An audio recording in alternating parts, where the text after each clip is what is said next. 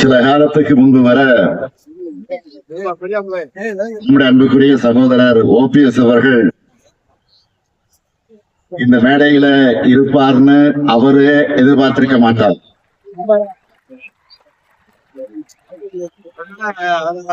ஆனா லேட்டா இருந்தாலும்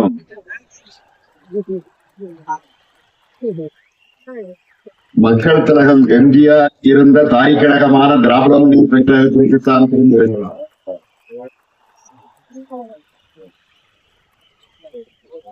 அவரையும் அவருடன் நம்முடைய இயக்கத்திற்கு திரும்பி இருக்கக்கூடிய உடன்பிறப்புகளையும் திராவிட முன்னேற்ற கழகத்தின் தலைமை தொண்டனா நான் மனமு வந்து வரவேற்கிறேன். மக்கள் திலகம் எம்ஜிஆருக்கு நீங்கள் மட்டுமல்ல, நானும் ரசிகன் தான்.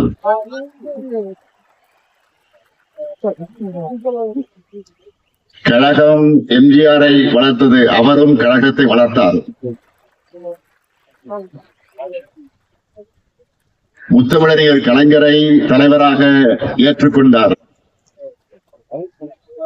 அப்படிப்பட்ட தாய் கழகத்துக்கு, தாயின் மடிக்கு நீங்க எல்லாம் திரும்பி இருக்கிறீங்க. மக்கள் திலகம் எம்ஜிஆர் அவர்கள் உருவாக்கின அதிமுக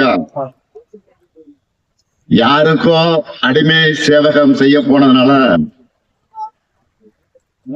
உரிமை குரல் எழுப்பி தாய் கழகத்திற்கு திரும்பி இருக்கீங்க. தடம் மாறாமல் திராவிட பாதையில பயணத்தை தொடரும் உங்களை எல்லாம் நான் வருக வருக வருக என்று வரவேற்கிறேன்.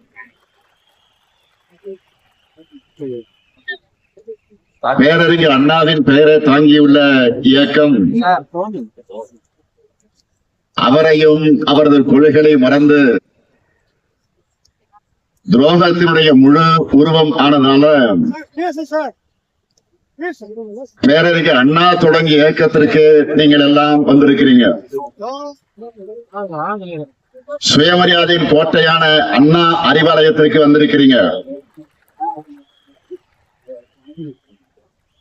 அண்ணாவின் தம்பியாக, கலைஞரின் உடன்பிறப்பாக உங்களை எல்லாம் வருக வருக என மீண்டும் மீண்டும் வரவேற்கிறேன்.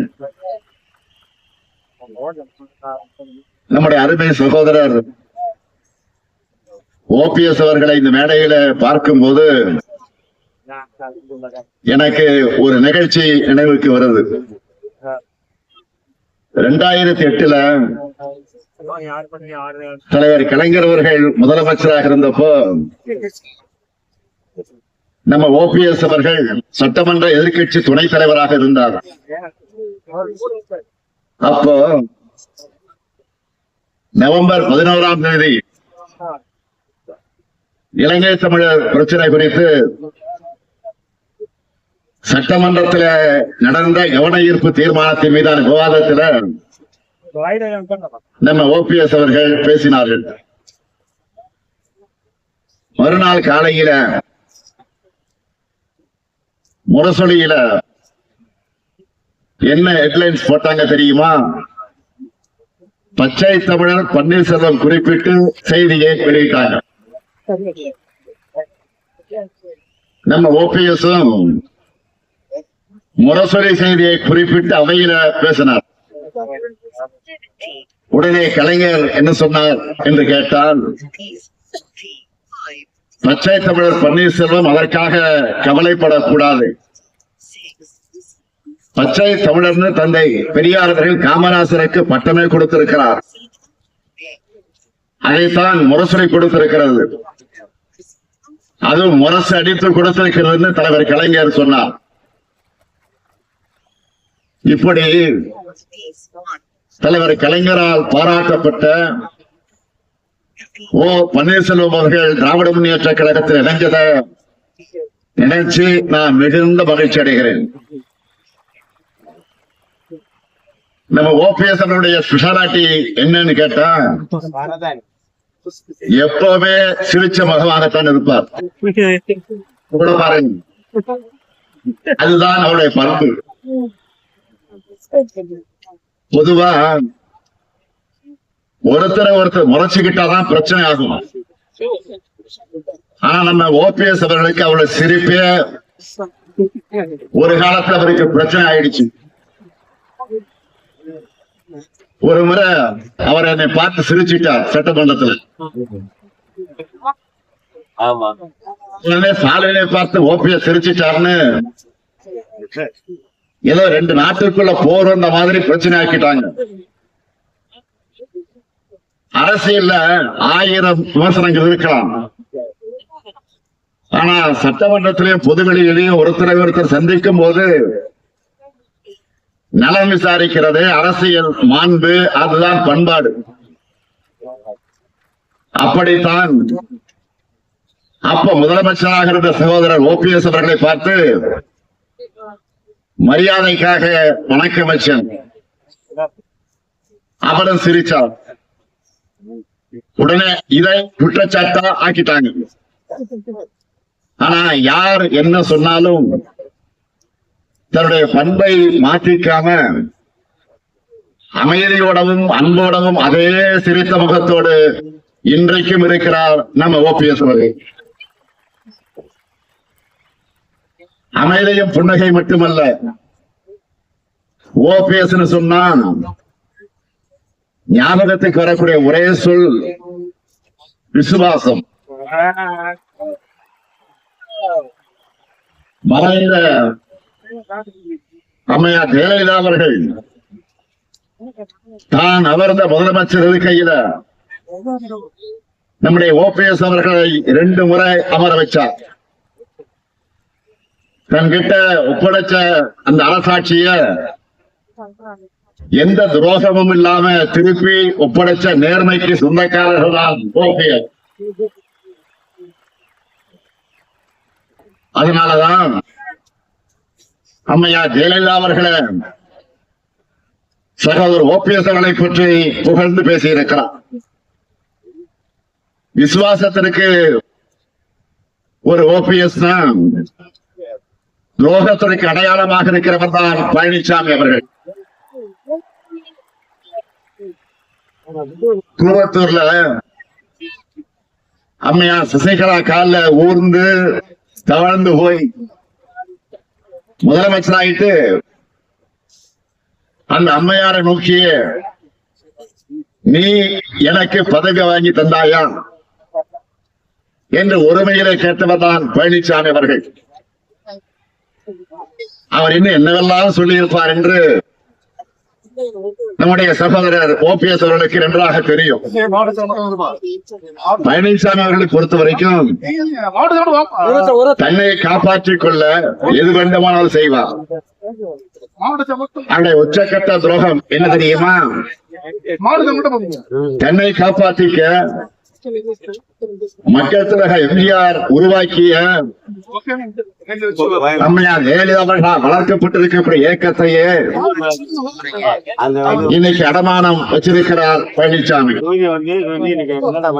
பழனிசாமி என்ன நினைக்கிறார்னா, பாஜக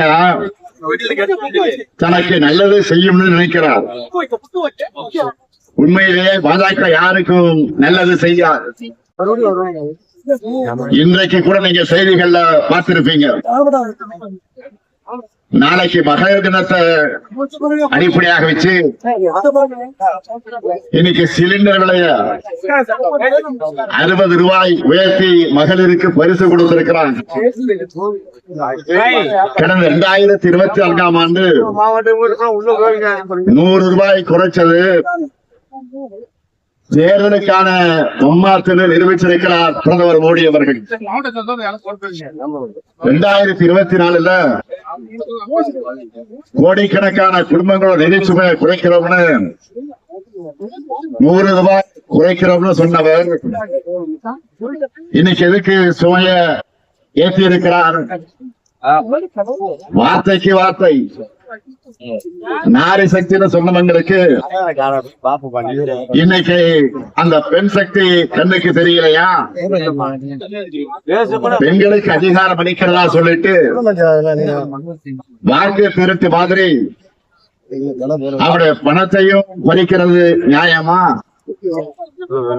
2024 பெண்களுடைய நல்வாழ்வுக்கு காமிச்ச போலி அக்க 2026 எங்க போச்சு?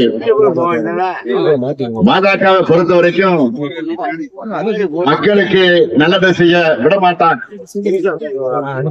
இதை உணர்ந்ததாலதான் எலெக்ஷனை காரணம் காட்டி மகளிர் உரிமை தொகையை முடக்க நினைச்ச சதியை முறியடிச்சு 3 மாதங்களுக்கான உரிமை தொகையை முன்மடமாகவும் 2000 ரூபாய கோடைக்கால சிறப்புறுதியாகவும் சேர்த்து 1,31,00,000 மகளிருக்கு 5,000 ரூபாய் வழங்கி இருக்கிறோம். அது மட்டுமல்ல, திராவிட மாடல் 2.0 கலைஞர் மகளிர் உரிமை தொகையை 2,000 ரூபாயாக உயர்த்துவோம்னு அறிவிச்சிருக்கிறோம். மக்களுக்காக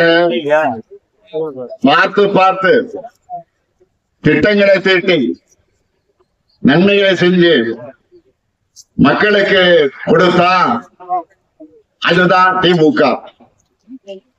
மக்களை பற்றி கவலைப்படாம மக்கள் கிட்ட இருந்து எல்லாத்தையும் பறிச்சா அது பாஜக.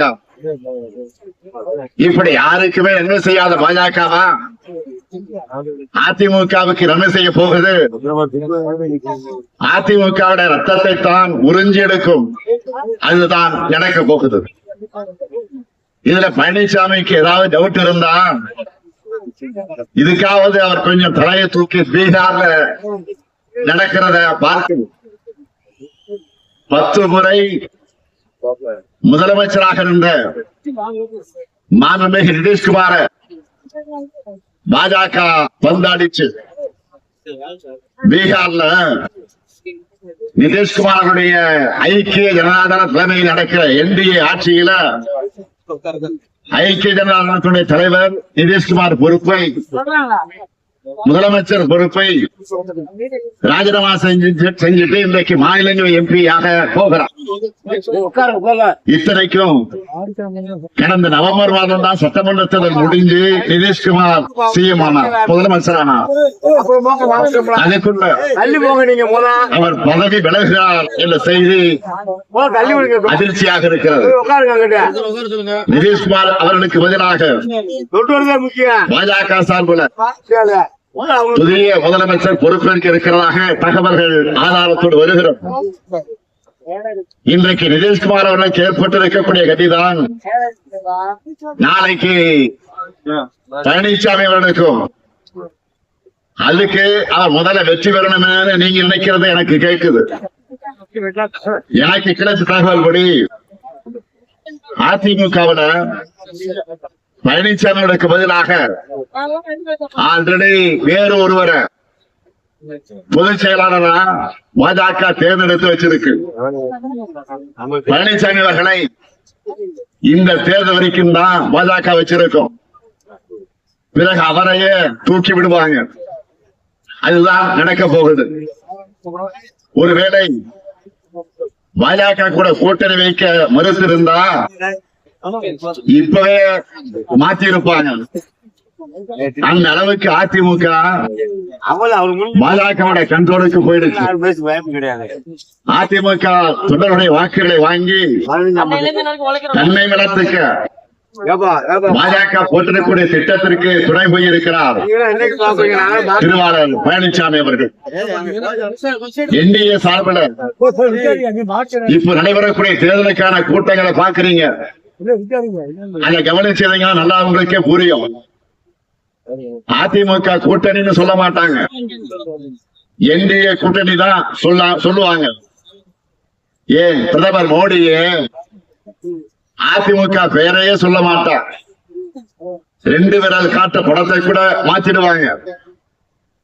இந்த பேட்டர்ன்ல எல்லாம் கவனிச்சா மகாராஷ்டிராவில் சிவசேனாவுக்கு நடந்த மாதிரி, பீகார்ல நிதிஷ்குமாருக்கு நடக்கிற மாதிரி தான் தமிழ்நாட்டில் பழனிசாமி அவர்களுக்கு நடக்க போகுது. இதையெல்லாம் முன்கூட்டியே சரியா கணிச்ச காரணத்தாலதான் மக்கள் தலைவர் எம்ஜிஆர் பாதையில உண்மையான திராவிட இயக்கத்திற்கு திரும்ப வேண்டும் என்று முடிவெடுத்து அதிமுக உண்மை தொண்டர்கள் எல்லாம் தாய் கழகமான திராவிட முன்னேற்ற கழகத்திற்கு வந்திருக்கிறார்கள். நீங்கள் மட்டுமல்ல, இன்னும் ஏராளமான வந்துகிட்டு இருக்கிறாங்க. தென் மாவட்டங்கள்ல போதுமான அளவு வளர்ச்சி இல்லைன்னு பொதுவா இங்க இருக்கக்கூடிய மக்கள் கிட்ட ஒரு குறை இருக்கும். கடந்த 5 ஆண்டுகள்ல அந்த நிலையை மொத்தமாக நாம் மாத்தி இருக்கிறோம். இன்னைக்கு கூட கலெக்டர் கிட்ட, மாவட்ட ஆட்சித்தலைவர்கிட்ட கேட்டேன். மதுரைக்கு மட்டும் 6000 கோடி ரூபாய்க்கு மேல சிறப்பு உட்கட்டமைப்பு திட்டங்களை நம்ம ஆட்சியில் ஏற்படுத்தி கொடுத்திருக்கிறோம்னு ஒரு பெரிய நம்பரை சொன்னார். மதுரையில இருக்கக்கூடிய ஒவ்வொரு குடும்பத்திலையும் நம்ம அரசுடைய திட்டங்களால பயனடையக்கூடிய மக்கள் இருக்காங்கன்னு சொன்னார். அறிவு வளர்ச்சிக்காக கலைஞர் நூற்றாண்டு நூலகம், ஜல்லிக்கட்டுக்காக கலைஞர் நூற்றாண்டு ஏறுதழுதல் அரங்கம், தமிழருடைய தொன்மையாக அடையாளமாக இருக்கக்கூடிய கீழடி அருங்காட்சியகம், உரல் அருங்காட்சியகம், போக்குவரத்து நெரிசலை குறைக்க வீரவங்க வேலு நாச்சியார் மேம்பாலம், சமீபத்திய நேதாஜி சுபாஷ் சந்திரபோஸ் மேம்பாலம், இதே திருமங்கலத்துல வீரபாண்டிய கெட்டபொம்மன் சாலை மேம்பாலம்னு உங்களுடைய நீண்டகால கோரிக்கை எல்லாம் நிறைவேற்றப்பட்டிருக்கு. அது மட்டுமல்லாம கோயில் நகரமா இருக்கக்கூடிய மதுரை ஐடி செக்டாரின் வளர்ச்சியை காண்பதற்காக தென் மாவட்ட இளைஞர்களுடைய வேலை வாய்ப்புக்காக மாட்டு தவணையில டைடல் பார்க், மிகப்பெரிய டைடல் பார்க் சுமார் 300 கோடி ரூபாய் செலவில் கட்டப்பட்டு விரைவில் திறக்கப்படவிருக்கிறது. போன மாசம் கூட நான் மதுரைக்கு வந்தேன். 11 லட்சம் மக்கள் பயனடையக்கூடிய கூட்டுக்குடிய திட்டத்தை தொடங்கி வச்சேன். எல்காட் நிறுவன கட்டடம், வண்டியூர் புதுப்பிக்கப்பட்ட பூங்கா என பல திட்டங்களை திறந்து வச்சிருக்கிறோம். மதுரையில கடந்த டிசம்பர் மாதத்தை முதலீட்டாளர் மாநாடு நடத்தி 36,660 கோடி ரூபாய்க்கு முதலீடுகளை உறுதி செஞ்சிருக்கிறோம். நெல்லையில டாடா சோலார் நிறுவனத்தை திறந்து வச்சிருக்கிறேன். முத்து நகரான தூத்துக்குடியில நியூ டைடல் பூங்காவை திறந்து வச்சிருக்கிறேன். பெருமையோடு சொல்றேன், இப்படி இன்னும் நிறைய பணிகளை தென் மாவட்டங்களை ஒட்டுமொத்த வளர்ச்சிக்காக செஞ்சிருக்கிறோம். அவ்வளவு பெரிய லிஸ்ட் என்னிடத்துல இருக்கு. அடுத்து நாம தான் இன்னும் செய்ய போறோம். கடந்த வாரம் பிரதமர் மோடி அவர்கள் மதுரை வந்தாரா? அவரால் இது போல ஏதாவது சொல்ல முடிஞ்சதா? 5 ஆண்டு கால நாம இத்தனை பெரிய திட்டங்களை முடிச்சிருக்கிறோம். அறிவிச்சு 10 ஆண்டுகள் ஆகியும் பாஜக அரசு இதுவரை எய்ம்ஸ் மருத்துவமனையை கட்டி முடிக்கல. இதுதான் நமக்கு அவங்களுக்கு இருக்கக்கூடிய மிகப்பெரிய வித்தியாசம். இதுதான் திராவிட மாடலுக்கும் அவங்களோட டெபாசிட் மாடலுக்கு இருக்கக்கூடிய வித்தியாசம். எய்ம்ஸ் கட்ட தாமதம் மட்டுமல்ல, இதே மதுரையில மெட்ரோ ரயில் வரவிடாம தடுக்கிற ஆட்சியா ஒன்றிய பாஜக அரசு இருக்கு. இப்படி எந்த சாதனை செய்யாம இருக்கிற காரணத்தால்தான் திமுக கூட்டணியில ஏதாவது குழப்பம் ஏற்படாதா, அதுல குளிர் காயலாம ஏங்கிக்கிட்டு இருந்தாங்க. நம்முடைய கொள்கை கூட்டணி அதற்கு இடம் கொடுக்காம தொடர்ந்து 4வது பொதுத் தேர்தலை சந்திக்க தயாராகிடுச்சு. அதனாலதான் நான் அறிவாலயத்திலிருந்து காங்கிரஸ் கட்சியோட கூட்டணி பேச்சுவார்த்தை முடிஞ்சு காரில் ஏறுகிற போது அறிவாலயத்தை விலையில் நின்று கொண்டிருக்கக்கூடிய பத்திரிகை நிருபர்களை பார்த்து என்னாச்சு என்று கேட்டப்போ, நான் வேண்டும் என்றோ திட்டமிட்டு சொல்லல, கையை இப்படி காண்பித்து முடிஞ்சு போச்சுன்னு சொன்ன அவ்வளவுதான். அது வயலாட்சி. இது கொள்கை கூட்டணி மட்டுமல்ல, மக்கள் மீண்டும் மீண்டும் நம்பிக்கையோடு தேர்ந்தெடுக்கக்கூடிய வெற்றி கூட்டணி. தமிழ்நாட்டில் மதக்கலவரமும் மக்களுடைய மோதலும் நடக்காத பாதுகாத்து வளர்ச்சியில மட்டுமே போக்கஸ் பண்ற மதச்சார்பற்ற முற்போக்கு கூட்டணி அதை உணர்ந்துதான் தமிழ்நாட்டின் வளர்ச்சியில் அக்கறை கொண்ட பலரும் தொடர்ந்து நம்முடைய கூட்டணியில் இணைஞ்சு 2021 தேர்தலின் போது இருந்ததை விட நாம கூடுதலா இப்ப பலம் பெற்றிருக்கிறோம். சாதனைகள், கொள்கை உறுதி, கூட்டணி வலிமைன்னு மூன்றிலும் சென்டம் ஸ்கோர் பண்ணி இருக்கிறோம். அதனாலதான் வெல்வோம் 200 என்று என்னால் தைரியமாக சொல்ல முடியும். நான் உறுதியா சொல்றேன், வர சட்டமன்ற தேர்தல திமுக தலைமையிலான மதச்சார்பற்ற முற்போக்கு கூட்டணி 200க்கு அதிகமான தொகுதிகள் வென்று மீண்டும் நாம் ஆட்சி அமைப்போம். இன்னும் சொன்னால் திமுக தான் வெற்றி பெறப் போகுதுன்னு பாஜகவே நினைக்குது. அதனாலதான் நம்முடைய பிரச்சார பீரங்கியாக இருந்த ஆளுநர் திரு ரவி அவர்களை திடீர்னு மாத்திட்டாங்க. ஸ்டாலினுக்கு மறுபடியும் பதவி பிரமாணம் செஞ்சு வைக்கணும்னு விரக்தியில அவர் கிளம்பிட்டார். ஒன்றிய பாஜக அரசை கேட்கிறேன், எலெக்ஷன் முடிந்த வரைக்கும் ஆளுநர் ரவியை மாத்தாதீங்கன்னு நான் எத்தனை வாட்டி கோரிக்கை வச்சிருக்கிறேன். மாண்புமிகு பிரதமருக்கு, உள்துறை அமைச்சருக்கு எத்தனை முறை கோரிக்கை வச்சிருக்கிறேன். இதுல கூட எங்க கோரிக்கை நிறைவேற்றி தர மாட்டீங்களா? இருந்தாலும் ஆளுநர் ரவிகளை மாத்தினாலும் நம்முடைய வெற்றியை இன்றைக்கு உறுதி செஞ்சிருக்கிறார். இப்படிப்பட்ட அரசியல் சூழல் தான் கழகத்தை நோக்கி இன்றைக்கு எல்லோரும் வந்திருக்கிறீங்க.